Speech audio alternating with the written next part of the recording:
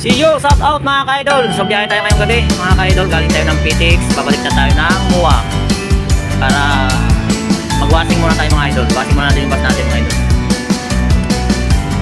Madilim ngayon yung bus kasi wala na pa tayo ron. Galing tayo ng PTX mga idol. Sama natin dito yung mga kukulit na mga bus mga idol, yung mga kirusil.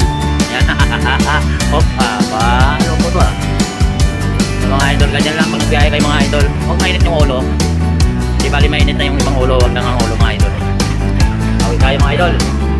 Kasi tayo mga idol, may mga skyway na rin dito sa may Makapagalo. Tapos nang naiya yan, papuntang Okada mga idol. Mga idol yung kalsada dito papuntang Okada mga idol, walang traffic yan dito. Hanggang doon sa may MUA mga idol, walang traffic yan. Bira lang maka-traffic dito mga idol.